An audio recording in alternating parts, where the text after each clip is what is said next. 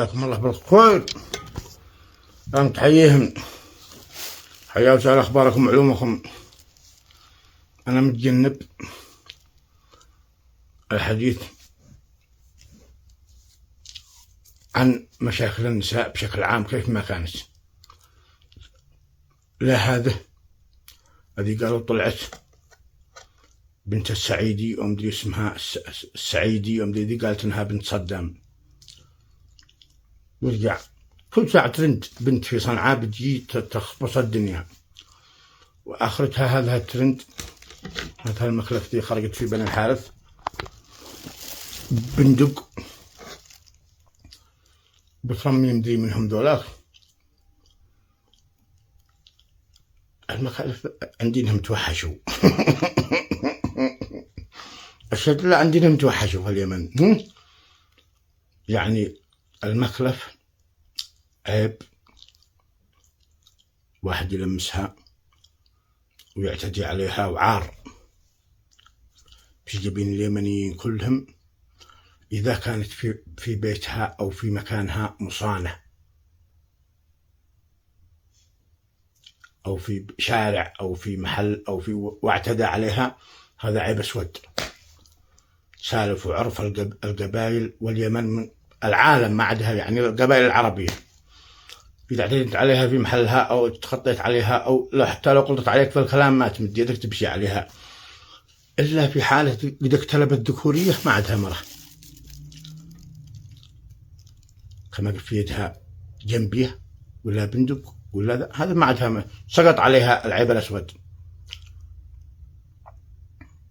سلف وعرف القبائل اليمنية كذا، إذا معها حاجة وقبت مثل هذه ما ندري وش القصة. أنا شفت لها بترمي، إذا بترمي وقديب حكم رجل شلت عمل رجل ما عاد ما سقط عليها العيب الأسود، ما بشي عيب أسود وعيب ما هو، لكن ما هو سابت يخلوها تقتلهم، ولا داري وش القضية ولا داري وش، لكن إذا قم معها بندق وقب ترمي مع بشي عيب أسود ولا مخلف ولا عارة ولا شيء، قد حكمها حكم الرجل قم معها قب ترمي.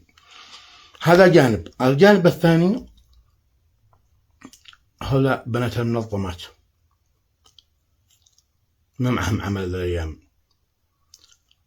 أول ما يجي على مرة ابتداء بهذا البنت الأولى تيشي إعلامية أو شيء، ورجع سحرده، ورجع وش ما جاء من بنت كفزوا حقوق المرأة 10 سنوات، بن سلوان وبن سلمان وبن زايد وخبرته ذولاك ترامب والجن والإنس فوق اليمن بيعفصوا حتى العراس حق النسوان، بيخلطوا المرأة مع ابنها مع العرس مع الكيكة مع العصيرات مع ما سمعنا لهم صوت. كلهم ذولا بنات المنطبات ذي بيقولوا حقوق المرأة، أين المشيخ أين كلهم هؤلاء ولا نفس. قلنا لكم بيخلطوا المرأة مع ابنها مع العصير مع الكيكة مع العرس مع الجدتي بطيران ولا كلمة. ولما يجي حتى في صنعاء قفزوا بنات المنظمات هؤلاء حقوق المرأة، هناك عنف ضد المرأة ونحن نطالب، وراحوا يشتغلوا ورسلوا لحقونهم المنظمات دي بيشغلوا لهم يدوا لهم مرتبات. شوفوا أنا تكلمت، شوفوا بقش يسيب بقش نصلي في رمضان قبل عليكم لعنة آمون. ما ربي انتم ملعونين يوم خلقتوا، ما بش كلام، ما من أول ما بش كلام، وذولا كما بتقع. وقعد أقول لكم هو ياك توحشوا النسوان ياك حالة اليمنيين قد احنا في نخرنا. فالموضوع ما فيه كما قد المرأة مبندقة وقب تقوم بعمل الرجل وقب ترمي ما عندها مرة. اسمحوا لي أنا بديها صراحة، من أعجبها وذي ما أعجبه يبلط البحر ومدري شو. المرأة مصانة في بيتها، وإذا جاء عليها شيء ولا شيء في شيء بقانون وبه قضاء وبه أقسام وبه جدتي وبه إعلاميين وبه تروح تشكي. ما ويصوروا ويعجنوها ويهبوها ترند، كلام فاضي، هذا كلام فاضي.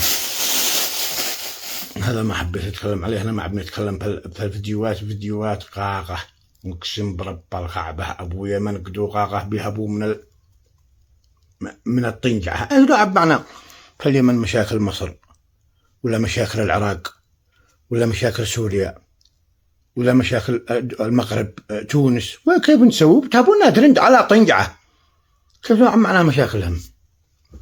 ما أدري كيف، حسبنا الله كيف نسوي؟ ما معنا لا ترندات هبلة والله. أنا ما عندي سلامتكم، حفظكم ربي، تحياتي الجميع بحفظ الله.